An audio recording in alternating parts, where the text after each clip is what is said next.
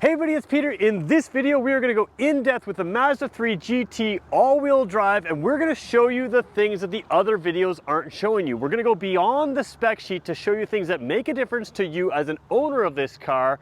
And I think it's a real SUV competitor with its all-wheel drive. It does have some disadvantages and some advantages. We're going to talk about those. Things like rear seat room can be a little bit less, trunk seat volume can be a little bit less. We're going to look at those, but we're also going to go a little more in depth with some of the technology, especially the things that, like I said, the spec sheet might show, but they're really not explained in detail. And that's what I want to do. I want to show you how those specs and those features make a difference to you as an owner, you as a driver. So first of all, we're filming here at Jim Gilbert's Wheels and Deals in Fredericton, New Brunswick. They give me complete access to their entire vehicle lineup. So if you have questions about this car or anything in its class, make sure you let me know in the comments below and hit subscribe, because I will answer your comments in the comment section and in future videos. And if you have a question about this specific vehicle and I need to bring it back on camera, I can do that as well. So let's get going with some of the details of this car in depth. So we're going to start here at the front of the car, and while a lot of people would go underneath the engine bay and show you the pretty plastic that covers the engine is actually another discussion in another video. What we're going to talk about here is the technology in the front of this car, the stuff you don't see. So little things like the headlights, they probably don't matter to you. A lot of cars use a separate high beam and low beam headlight. This one uses the same bulb. These are projector beam headlights. They are really sharp cutoff, and that's good stuff. They're top of the line headlights here. Used to not have these even in higher luxury cars. Now they're working their way down to the Mazda 3. You also have the LED sort of marker lights. We can leave those off for another thing. Now here's the interesting stuff. You've got some sort of hidden features right here. This is not just the logo of this car. This is a radar plate, and that radar plate does a lot of things for you. The first thing it does is it works with a smart cruise control. That can adapt the distance that it follows a vehicle in front of you. So what that means is as you're following a vehicle in front of you on cruise control, it can slow down to keep its distance from that vehicle. If that vehicle clears, it can speed up again. And a lot of vehicles used to use an ugly sort of plastic plate in the past. Now you're putting it up behind the logo, keeps it clean, keeps it clear, and kind of makes it look cool. Above this, there's a camera. There's actually two cameras on the front of this car. The first one here is used for essentially like a backup camera that looks forward. This car has a 360 camera. The software in this car can really change that view of that camera to look straight down, to look ahead, all kinds of different things. So we're going to talk about that camera in a little bit. There's also a camera up over here. If you look here, it's hard to see from the angle you're filming at, there's a little triangle up there. That camera works in conjunction with this radar plate to look forward and look for things that maybe you're not seeing. So because it has the camera up there, it can look for the lane markers in the road. That can help keep you centered in the dash, or centered in the lane. It can actually keep you centered in that lane by its steering alone.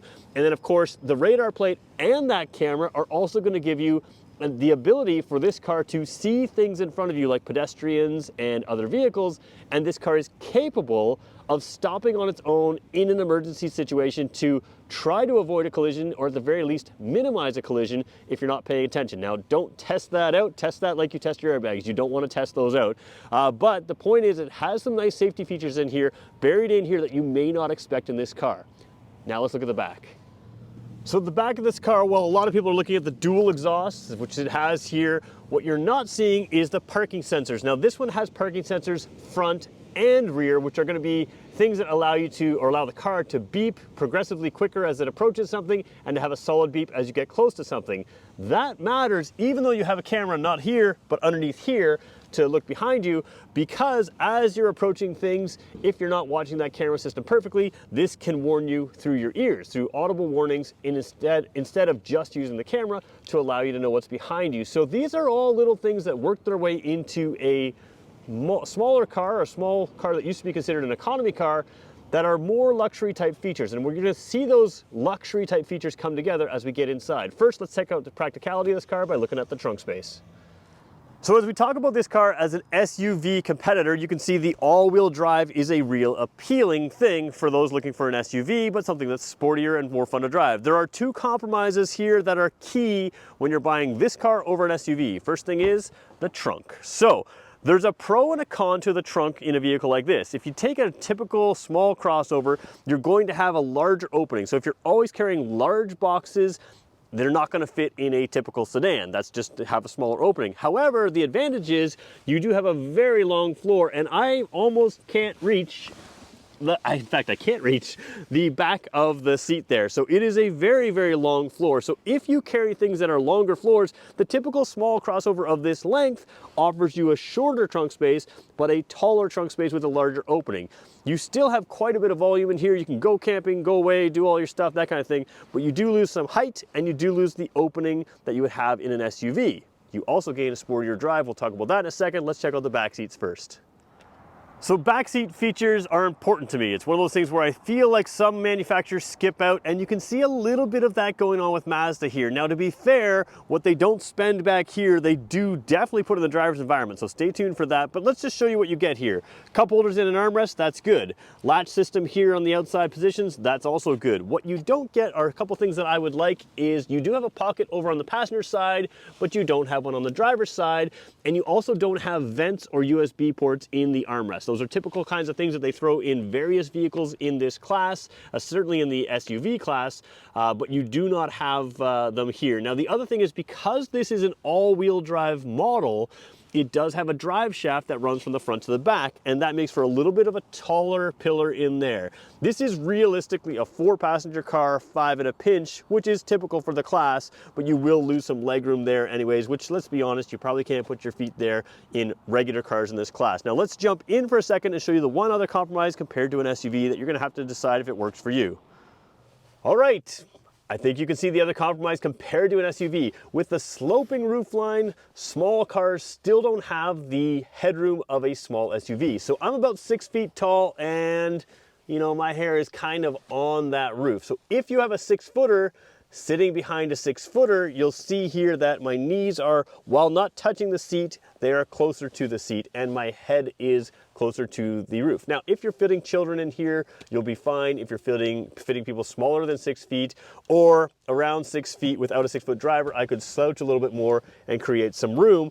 But a 6-footer behind a 6-footer, yes, I fit, and by the specs I will fit, but you are a little tighter. So if you carry rear seat passengers all the time, maybe this isn't the best car for you. Certainly if you carry 6-foot passengers in the rear all the time, maybe this isn't for you. But other than the trunk opening and the headroom and legroom back here, everything else is a gain compared to an SUV. So let's go take a look at the front side now. All right, I've been jumbling my words there, front side. What I meant is we're gonna look at the front seat, but before we get there, let's talk about the technology. We talked about some of the front technology. In here, you also have a blind spot warning system and another camera system under here. So we're gonna talk about the view. That's where some of this is coming from. But the blind spot warning system, what it does is it uses a radar plate back over here. We all kind of know what a blind spot system does. It warns you when someone's in your blind spot. But one key thing that it also does is when the vehicle is in reverse, as you're backing up, let's say I'm a minivan parked here and there's no way the driver can see through this minivan, right? The driver can't see through me, but the back of the car is clear of that minivan. As soon as this area is clear of whatever you're parked beside, the radar plate can now look out beside the car. And when you're backing up, it is able to notify you of oncoming traffic and even oncoming pedestrians very often because it can sense movement and it can sense people coming. And what that does is it warns you of things that you can't possibly see in your backup cameras and you can't possibly see through your windows because, again, you're parked beside something. And that is a really key safety feature that goes along with this blind spot warning. And now we're going to tie it all together by taking a look at that technology inside. All right, approaching the vehicle and hopping inside, what you're gonna find, first of all, is there's a key fob. It is pretty simple, pretty slick stuff. There's nothing really on there. Where you have your key buttons is on the side, and that's a good place to have them if you are trying to avoid hitting them accidentally. Nothing on the face, there you go. We're gonna throw that in my pocket right now and we're gonna jump in here. There's no push button here. And again, this goes to Mazda moving up market. There's no markers at all. Just if you touch the door, it does beep and then you can open it up and see there. Now, typical stuff in here a little bit, you have a powered seat with a power lumbar support. That's great, but you also have memory seats in this car. And this is where we're gonna start to see the differentiation from the typical Mazda 3 crowd. And if you compare this to a crossover, you're gonna start to see a little extra value coming in here for the dollar that you don't get in a crossover. So let's just jump right in and we will take a look at what we've got. So typical screens here inside and around here. Let's turn the car on. We'll start it up completely. and Mazda comes to life in there. You kind of missed that navigation system there. So again, this speedometer is a screen, and so is the area around it. That may be harder to see. I am going to put my seatbelt on. It does eventually stop beeping, but when I drove, this is one thing that's weird about this car. A lot of cars, and this won't matter to anybody who doesn't review cars, but when I drove without my seatbelt on in the parking lot here, even after I parked and stopped and threw it in park, it still beeped at me to put my seatbelt on. So first thing is first, you can see in front of me, we've got a Volkswagen in front of us there, a Nissan, and so let's go red, grayish, bluey, and white. Look at over here on this camera system over here, the red, grayish, blue, and white right over there. When you just turn this car on, see the top of the camera, you can see the same view there. Oh, I'm having some trouble getting the shaky camera here. But when you turn this car on, it right away starts with your 360 camera. Now, you will see some lines coming down there. Sometimes if I'm on the right angle, that's just the screen interacting with my camera. But you have a very clear system here with a 360 camera, and it starts with giving you the view in front of you. So you can change this view up. Let's just do that really quickly with the button here. We're going to change there. So there is, again, in front of you, looking sort of straight down at the bumper, a little less wide angle. And then you have, if you're parallel parking, the two views beside you. So these are both using the cameras on the mirror. So what you don't see is that's the front wheel of the car on the left side, that's the front wheel of the car on the right side. If I was to throw it in reverse in the same camera view here, if we go back over here to the camera view, where are we? There we go.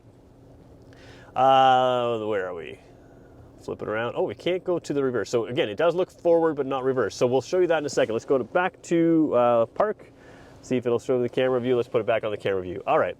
So there we go. There's the view in front of you, and it does show you the view of your front wheels when you are driving. If you're parallel parking, you can change that camera view all up. So really good system here. What I like though is as I turn the wheel to the front, it shows me where the car is roughly going to head. It also shows me in the side view, and again, as a more luxury feature, not many cars up until the non-luxury class show you where your rear of your vehicle is also going to go when you go forward. Let's put it in reverse now, and you'll see the same thing there. The rear wheels are going to go that way, rear wheels are going to go that way, and the front is going to swing wide. So all of those camera systems are designed to keep you safe, and again, that's something you don't always see. While we're looking at the screen, let's just zip through it here. So this is less of a touch screen because it's a little further away, and you use this little controller here. Now, actually, you know what? I haven't tested if it's a touch screen, so let's just try that. Yep, I don't think it is a touchscreen at all. So there we go. So now what you're going to use is this little controller beside me. I've got it on the navigation system, which is nice and clear, easy to see. We can go to our stereo system. Right now it has satellite radio. Of course, there's all the typical inputs there. Bluetooth, AM, FM, satellite radio, all the typical stuff, cell phone connectivity as well. Come back out of that. We can go to where we want. And let's go to the home screen for a second. And you can go into some of the settings in here. Let's just take a quick look at some of the settings in here. In-vehicle displays, you've got a lot of displays that you can control. The center one over here and the one over here. There's lots of stuff. Sound, safety settings, there's all kinds of stuff. So let's just look at the safety settings here. And just sort of get a driver assistance systems. Let's click in there. Mazda radar cruise control, audible cruise confirmation. It tells you, hey, you're on cruise. Speed limit alert. We can turn that on or off. We'll leave it off right now. So it basically warns you if you're going faster than you want to be with a visual sign or with a audible thing. In other words, hey, you're slow down. So it'll alert you 10 over the speed limit. So what it's doing here is the camera out front, the one we talked about up here that overlooks the front, is able to see speed limit signs, like for instance the 80 kilometer an hour. Oh, I'm having trouble focusing here. Let's see if we can get it in there. There we go. Having trouble, it can see that speed limit sign, and then it can set a threshold of 10 kilometers over. If you go 10 kilometers over the speed limit, it can give you a warning, whether it's just a visual warning or an audible warning. So all kinds of safety features in this car. And again, it's not necessarily just navigation based. Usually on a car like this, it's navigation and camera based. So there's all kinds of things in here that you may not recognize. And again, the radar cruise control is on. So let's talk about some of those cruise control things in a second after we review the dash here. First of all, one thing you can't see, I'm going to try to zoom in here and see if I can find it. There we go. See that 0 on the bumper of that red Volkswagen? That is my they call it heads-up display, but Mazda calls it something different. I'm going to call it a heads-up display. It's hard to film. It's very hard to film. it actually looks much bigger in person. It's very clear in my windshield. It's very visible, easy to see, and you can customize what is in your heads-up display. So you always have a digital speedometer right there in front of you. And again, it looks much bigger to me in person than it does to you. And that means that you can have this set up, this screen here, with your regular speedometer here if you want, or you can cycle through different information here. So you can have your navigation information, your fuel efficiency, driving information, and then you can go to a digital speedometer and have some of your lane keeping and radar cruise control display. So I especially like this when I'm on radar cruise control. You can sort of have a different display. But again, the digital display here will match the digital display there with the 0 and the 0. But if you wanted a traditional looking gauge, you also have the ability to have that. You can also customize what comes over here. So right now I've got my fuel efficiency over here and my kilometers till empty and my fuel tank over there, or fuel range, I guess, over there. You can customize the individual displays on the outside. Over here and over here, those are your standard everything there. All right, a couple of little things to look at. We did talk about the memory seats, so driver's memory 1, driver's memory 2, those memory seats there. You can pop the trunk from there, you can set your seats there. Those parking beepers, front and rear, you can turn them off or on, so if you don't want to be beeped and warned, that kind of thing, you've got that. You've also got your backup camera here, other safety type controls there. The other thing that's hard to show on camera, because it doesn't matter how I film it, it matters how you're listening to it and the microphone I'm filming with, Bose audio. Bose audio can really vary in vehicles, but this is a very good one. So Bose audio is excellent in this vehicle, and again, you're getting some of these extra features without having to pay for SUV type pricing. Over here, you have 3 little buttons on the mirror. That allows you to open your garage door without having those ugly garage door openers. One little thing that when they start putting electronics up here for that camera system and other stuff, oftentimes you lose the ability to have your sunglasses up here. We don't lose that ability here. Coming down the dash here, let's look at our dual zone automatic climate control. So again, set it to automatic. You can set each side to their own temperature. And of course, you've got just set it and forget it. Whether you need heat or air conditioning, you've got that. You do have a heated steering wheel. You do have rump roasters, heated seats in there as well.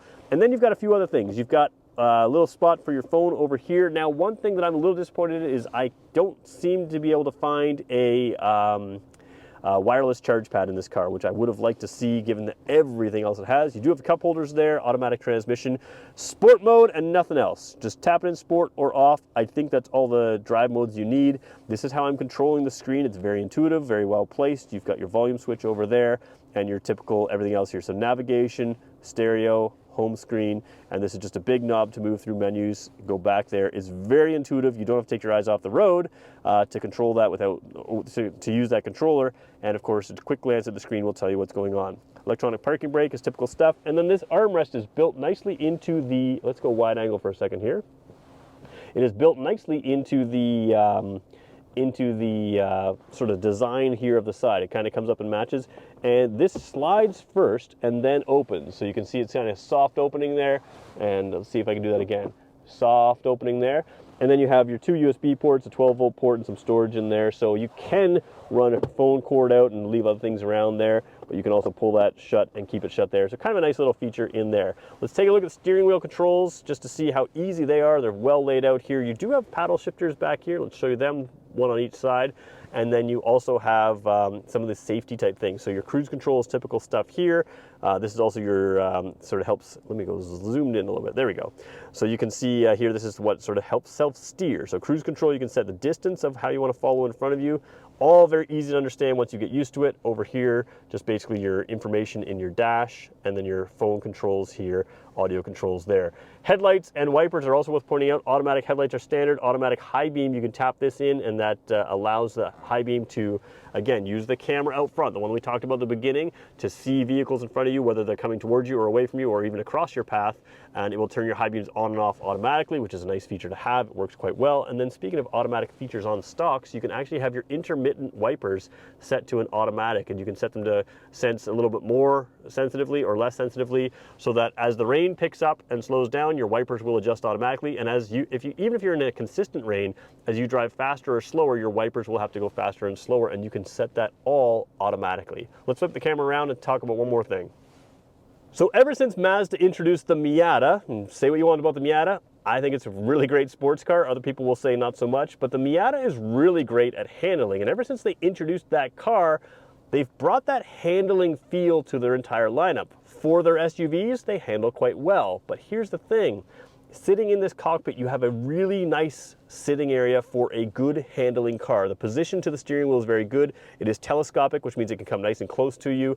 The seating position is very good. You have nice side bolstering as well. It is a little bit more compact space than a typical crossover, but I've still got plenty of headroom. I can move the seat up or down still. You've got a sunroof above you. So the feel of this car is that of a very sporty car, and especially when you have the steering. Mazda has great steering, great handling on these cars, so it is a fun to drive car. And you can't, sorry Mazda, but you can't make a fun to drive SUV the same way you can make a fun to drive car. The lower center of gravity, the more compact kind of feel of this makes this car fun to drive. So again, you're still getting the all-wheel drive you wanted in the SUV. You have a large trunk floor. You do give up some space in the rear and the ability to take large items in the trunk, but for your dollar, you're getting more features and more safety features. And that's why a lot of people like SUVs. They want a car to be safe. Some people have the idea that a large SUV will crash well if you're in a crash. One thing to keep in mind with this vehicle is it does a whole lot to avoid collisions, both behind you, in front of you, turning, all kinds of things. It can do things that will help you avoid collisions, and that makes this a very safe choice as well. So overall, fun to drive because it's a car. Great driver seating position, enough space here for most people, a little bit less space than a small crossover in the back. Like I said, that all-wheel drive contributes to handling as well. I should mention this car has a whole lot of pep as well, but you can look at that in other specs. And overall, fun to drive, tons of safety features, good value. This is an impressive car. Let's wrap it up with one more thing.